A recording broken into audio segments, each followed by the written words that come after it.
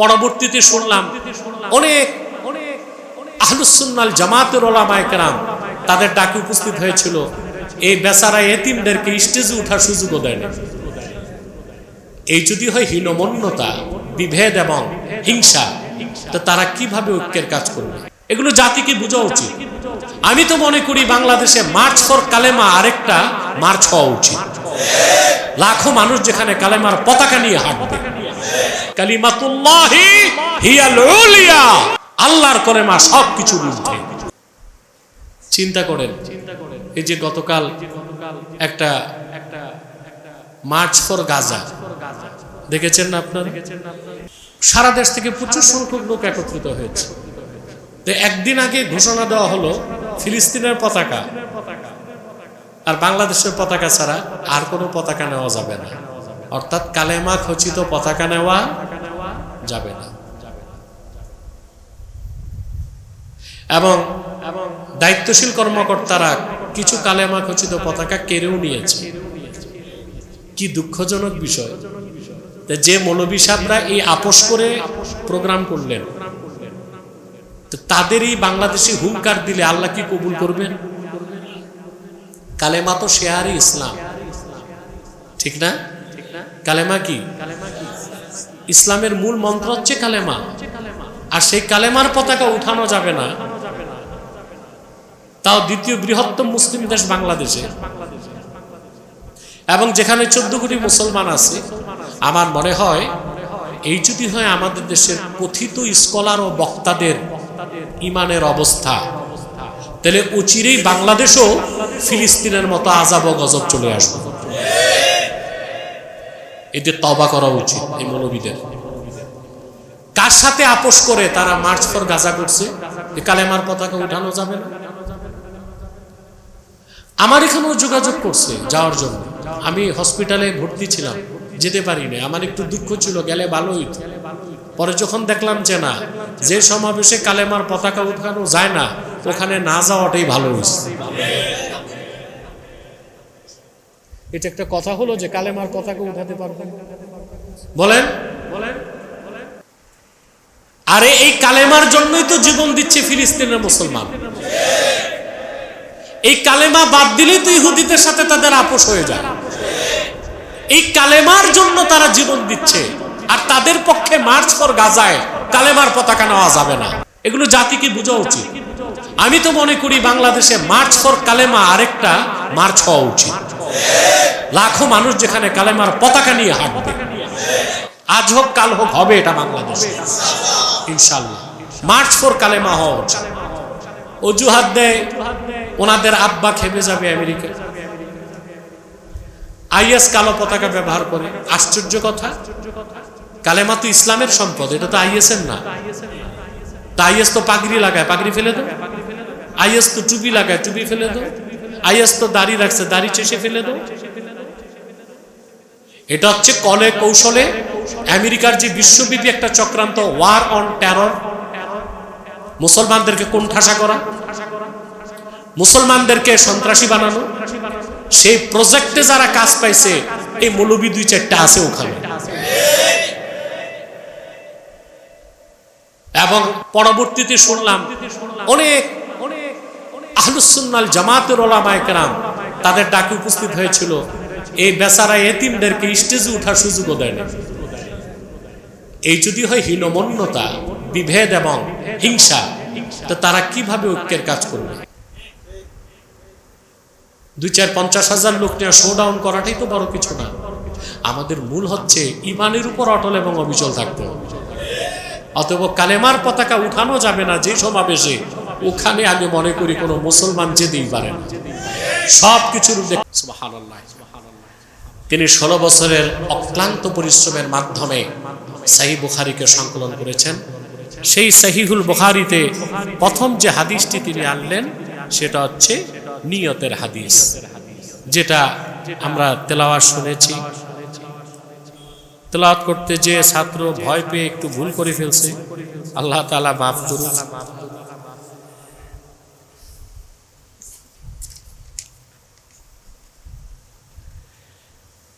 وبه قال حدثنا الحميدي عبد الله بن الزبير قال حدثنا سفيان قال حدثنا يحيى بن سعيد الأنصاري قال أخبرني محمد بن إبراهيم التيمي أنه سمع علقمة بن وقاص الليثي يقول سمعت عمر بن الخطاب رضي الله عنه على المنبر قال سمعت رسول الله صلى الله عليه وسلم يقول إنما الأعمال بالنيات وإنما لكل امرئ ما نوى فمن كانت هجرته إلى دنيا يصيبها أو إلى امرأة ينكهها فهجرته إلى ما هاجر إليه লক্ষণীয় বিষয় ইমাম বুখারী তরজমাতুল বাব কায়েম করেছেন বাবু কাইফা কানা বাদুল ওয়াহী ইলা রাসূলিল্লাহি সাল্লাল্লাহু আলাইহি ওয়াসাল্লাম ওয়া কাউলিল্লাহি আযজা ওয়া জাল্লা ইন্না আওহাইনা ইলাইকা কামা আওহাইনা ইলা নূহি ওয়ান নাবিয়্যিনা মিন বাদি। তরজমাতুল বাবের শুরুতে ইমাম বুখারী কোরআন কারীমের একটি আয়াতকে উল্লেখ করেছেন। মুকদ্দমায় যে কথাগুলো বলতেই হয় তা হচ্ছে যে কোনো কিতাব সংকলনের ক্ষেত্রে মুসান্নিফুন মুহাদ্দিসদের একটি আদত হচ্ছে তিনটি বিষয়কে তারা সবসময় খেয়াল করেন, তিনটি বিষয়কে লক্ষ্য রাখেন। যে ক্ষেত্রে বদরুদ্দিন আইনি বলেন যাকারু আন্না মিনাল ওয়াজিবি আলা মুসান্নিফি কিতাবিন আও মুআল্লিফি রিসালাতিন সালাসাতা আশিয়া। যে কোনো মুসান্নিফ তাসনিফ করার আগে, কিতাব লেখার আগে কিংবা রিসালা যিনি লিখেন, তিনটি বিষয় অত্যাবশ্যকীয়ভাবে তাকে শুরুতেই উল্লেখ করতে হয়। ওয়াহিয়াল বাসমালাতু ওয়াল হামদালাতু ওয়াস সালাহ। তা প্রথমটা হচ্ছে বিসমিল্লাহ দিয়ে শুরু করা, দ্বিতীয়টা হচ্ছে আল্লাহর প্রশংসা উল্লেখ করা হামদ, তৃতীয়টা হচ্ছে সালাত আলা রাসূলিল্লাহ। এই ক্ষেত্রে দলিল কি কথাটা, কিছু দলিল উল্লেখ করা হয়েছে। সেটা হচ্ছে আম্মাল বাসমালাতু ওয়াল হামদালা ফালিআন্না কিতাবাল্লাহি তাআলা মাফতুহুম বিহিমা। বিসমিল্লাহ এবং হামদুলিল্লাহ এই দুইটা দিয়ে তো কোরআন কারীমের সূচনা, এটা একটা দলিল। ওয়ালি কাউলিহি সাল্লাল্লাহু আলাইহি ওয়াসাল্লাম কুল্লু আমরিন যী বালিন লাম ইউবদাউ ফীহি বিযিকরিল্লাহ ওয়া বিসমিল্লাহির রাহমানির রহিম ফাহুয়া আখতা। একটি হাদিস, সহিহ হাদিস, আল্লাহ রাসূল সাল্লাল্লাহু আলাইহি ওয়াসাল্লাম ইরশাদ করেছেন প্রত্যেক সেই ভালো কাজ যার সূচনা হয় না আল্লাহর জিকির দিয়ে কিংবা বিসমিল্লাহির রহমানির রহিম দিয়ে সেটা আখতা অর্থাৎ বরকত শূন্য। এবং আরেকটি হাদিস হাফেজ আব্দুল কাদের তার আরবাঈনের মধ্যে উল্লেখ করেছেন, রাসূল করিম সাল্লাল্লাহু আলাইহি ওয়াসাল্লাম ইরশাদ করেছেন কুল্লু কালামিন লা ইউবদাউ ফীহি বিহামদিল্লাহি ফাহুয়া আজজাম। প্রত্যেক সেই কথা যা আল্লাহর প্রশংসা ছাড়া, হামদুলিল্লাহ ছাড়া উল্লেখ করা হয় সেটাও বরকত শূন্য। এটা ইমাম আবু দাউদ উল্লেখ করেছেন, ইমাম নাসাই এবং ইবনু মাজাহ উল্লেখ করেছেন কুল্লু আমরিন যী বালিন লাম ইউবদা ফীহি বিল হামদি আখতা। এই হাদিসগুলো দিয়ে প্রমাণিত হয় যে কোনো কিতাব বা রিসালা লেখার আগে বিসমিল্লাহ উল্লেখ করতে হবে এবং আল্লাহর হামদ বা প্রশংসাও থাকতে হবে। তৃতীয় হচ্ছে সালাত আলা রাসূলিল্লাহ, এটা যে উল্লেখ থাকতে হবে তার দলিল কি? এটার দলিল হচ্ছে ওয়াম্মা সালাতু ফালিআন্না যিকরাহু মাকরুনুম বিযিকরিহি তাআলা। আল্লাহর জিকিরটা যেখানে থাকবে, আল্লাহ রাসূল মুহাম্মদ সাল্লাল্লাহু আলাইহি ওয়াসাল্লামের জিকিরটাও সেখানে থাকবে, এটা আল্লাহর ফিতরাত। যেমন আল্লাহ কোরআন কারীমে উল্লেখ করেছেন ওয়ারাফা'না লাকা যিকরাক, মুহাম্মদ সাল্লাল্লাহু আলাইহি ওয়াসাল্লাম আমি আপনার জিকিরকে বুলন্দ করেছি।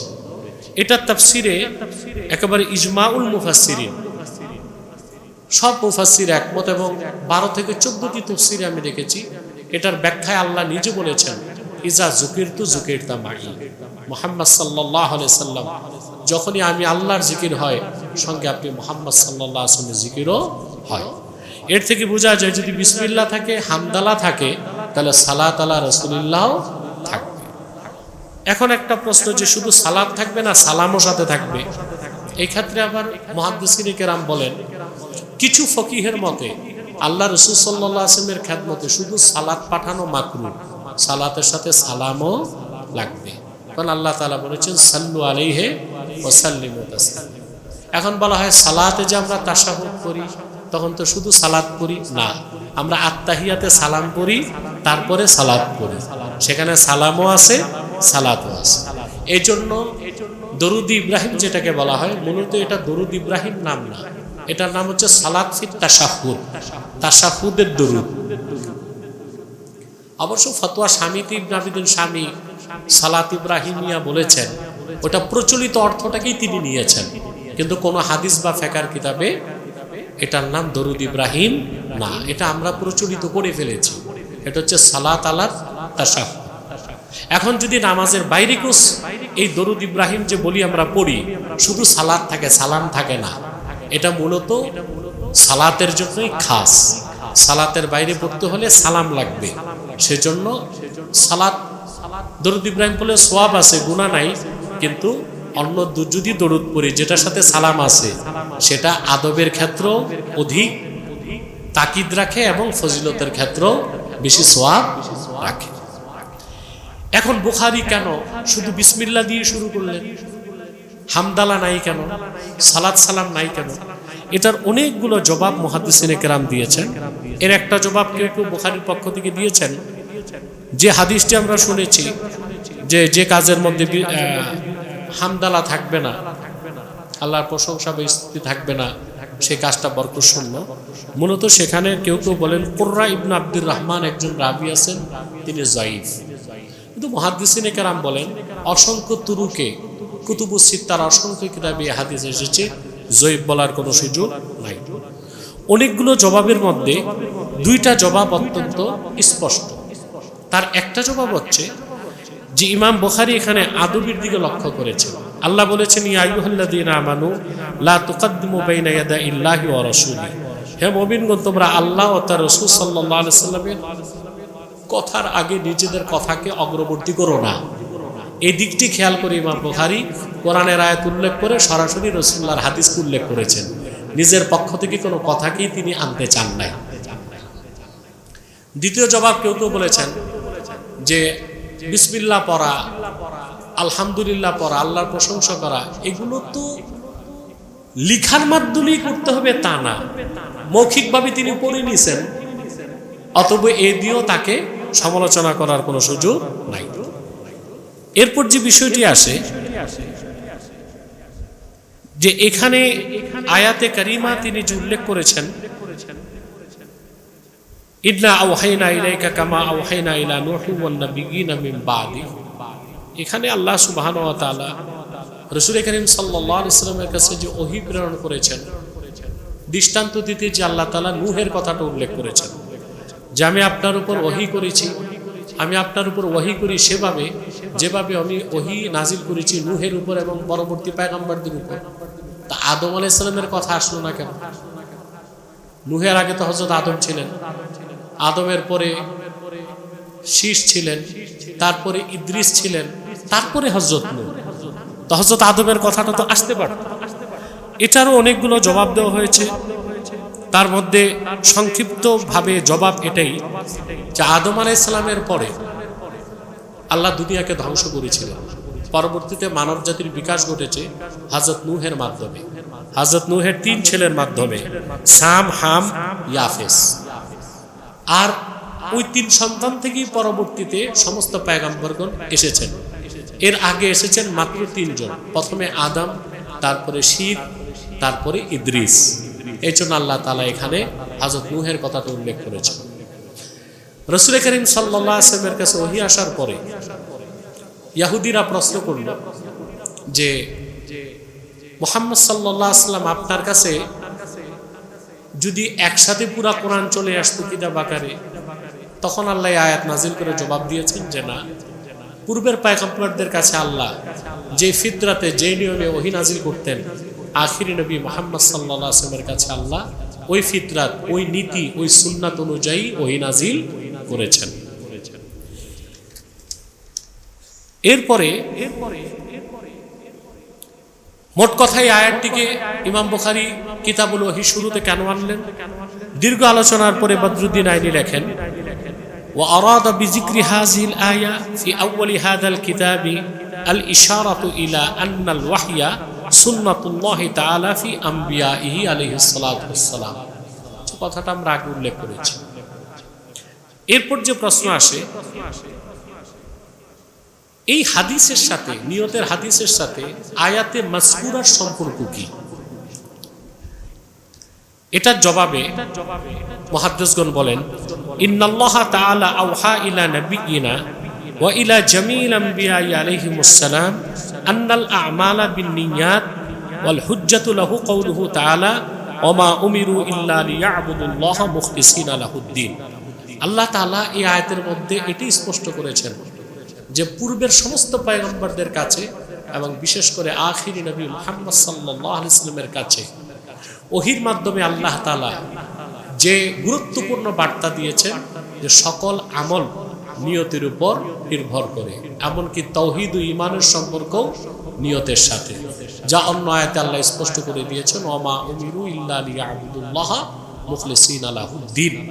যে পূর্ববর্তী পয়গম্বর ও তার জাতিদেরকে এটাই আদেশ করা হয়েছিল তারা যেন দ্বীনকে খালেস করে আল্লাহর জন্য। ওখানে ইখলাসের অর্থ হচ্ছে নিয়ত, নিয়তকে ইখলাস অর্থ আল্লাহ তাআলা উল্লেখ করেছেন।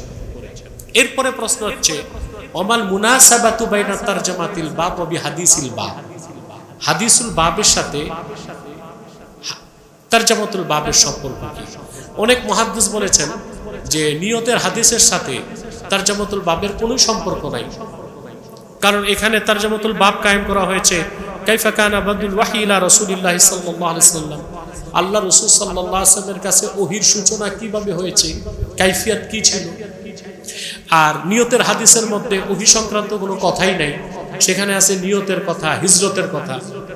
এটার জবাব দিতে যে মুহাদ্দিসগণ অনেকগুলো জবাব দিয়েছেন, তার মধ্যে তিনটা জবাব খুব স্পষ্ট। তার প্রথমটি হচ্ছে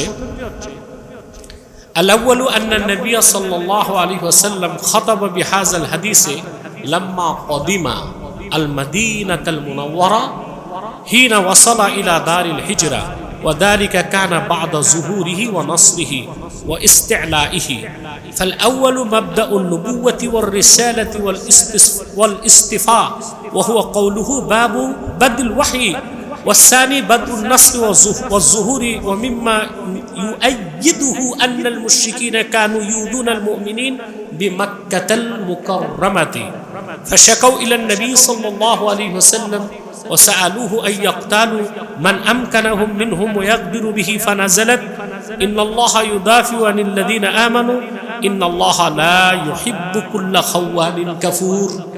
এই হাদিসটির উরুদ কখন হয়েছে? নিয়তের হাদিস। সবাই একমত যে আল্লাহর হাবিব সাল্লাল্লাহু আলাইহি সাল্লাম মক্কা মুকাররমা থেকে হিজরত করে মদিনাতুল মুনাওয়ারাতে যাওয়ার পরে সাহাবায়ে কেরামের উদ্দেশ্যে এই হাদিসটি ইরশাদ করেছেন। এখন রাসূল করিম সাল্লাল্লাহু আলাইহি সাল্লামকে আল্লাহ তাআলা আখিরি নবী, সর্বশেষ নবী ও রাসূল হিসেবে মুহাম্মদ সাল্লাল্লাহু আলাইহি সাল্লামকে ১৫০০ বছর আগে আল্লাহ প্রেরণ করেছেন। তার প্রকাশ ঘটেছে ওহীর মাধ্যমে। এই জন্য তিনি তারজামাতুল বাবে উল্লেখ করেছেন বাবু কাইফা কানা বাদুল ওয়াহী ইলা রাসূলিল্লাহি সাল্লাল্লাহু আলাইহি ওয়াসাল্লাম। ১৩ বছর রাসূল করিম সাল্লাল্লাহু আলাইহি ওয়াসাল্লাম মক্কা মুকাররমায় দ্বীনের দাওয়াত দিয়েছেন। সাহাবায়ে কেরামের উপর নির্যাতন হয়েছে, নিপীড়ন হয়েছে। সাহাবায়ে কেরামের মধ্যে যাদের শক্তি সামর্থ্য ছিল তারা প্রতিরোধ করতে চেয়েছে, আল্লাহ প্রতিরোধের সুযোগ দেন নাই। ইন্নাল্লাহা ইউদাফিউ আনিল্লাযিনা আমানু ইন্নাল্লাহা লা ইউহিব্বু কুল্লা খাওয়ানিন কাফুর।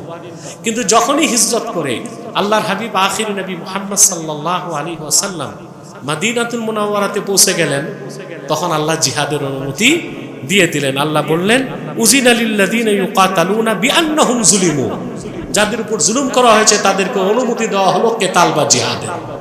তখন থেকে আল্লাহ দ্বীনের প্রসারের জন্য নুসরাত চলে আসলো, যা শুরু হয়েছে হিজরতের মাধ্যমে।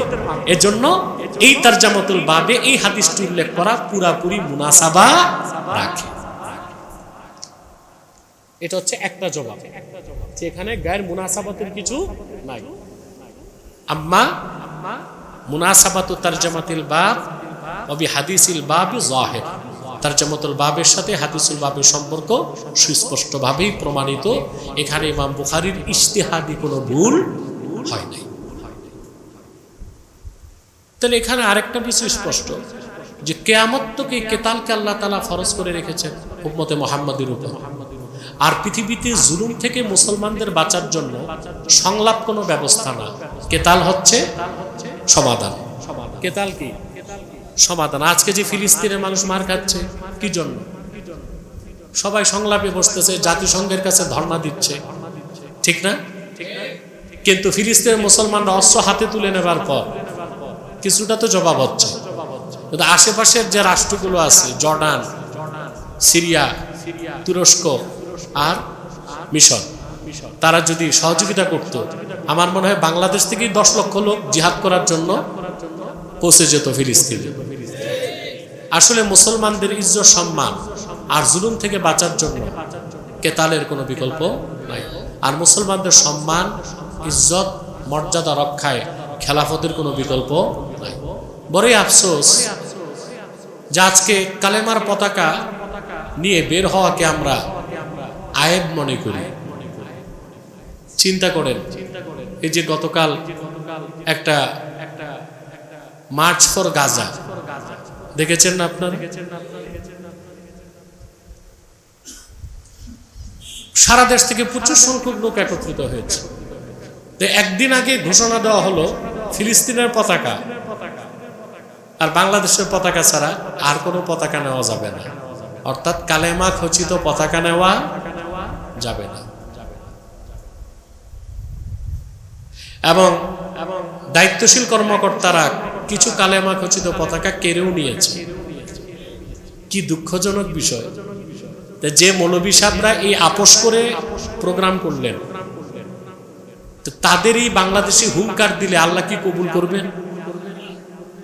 কালেমা তো শেয়ারে ইসলাম, ঠিক না? কালেমা কি? ইসলামের মূল মন্ত্র হচ্ছে কালেমা। আর সেই কালেমার পতাকা উঠানো যাবে না, তাও দ্বিতীয় বৃহত্তম মুসলিম দেশ বাংলাদেশে, এবং যেখানে 14 কোটি মুসলমান আছে। আমার মনে হয় এই যদি হয় আমাদের দেশের কথিত স্কলার ও বক্তাদের ইমানের অবস্থা, তাহলে অচিরেই বাংলাদেশও ফিলিস্তিনের মতো আযাব ও গজব চলে আসবে। এদের তওবা করা উচিত এই মৌলবীদের। কার সাথে আপোষ করে তারা মার্চ ফর গাজা করছে? কালেমার পতাকা উঠানো যাবে না। আমার এখানেও যোগাযোগ করছে যাওয়ার জন্য। আমি হসপিটালে ভর্তি ছিলাম, যেতে পারিনি। আমার একটু দুঃখ ছিল, গেলে ভালো হইত। পরে যখন দেখলাম যে না, যে সমাবেশে কালেমার পতাকা উঠানো যায় না, ওখানে না যাওয়াটাই ভালো হয়েছে। এটা একটা কথা হলো যে কালেমার পতাকা উঠাতে পারবেন? বলেন। আরে এই কালেমার জন্যই তো জীবন দিচ্ছে ফিলিস্তিনের মুসলমান। এই কালেমা বাদ দিলেই তো ইহুদিদের সাথে তাদের আপোষ হয়ে যায়।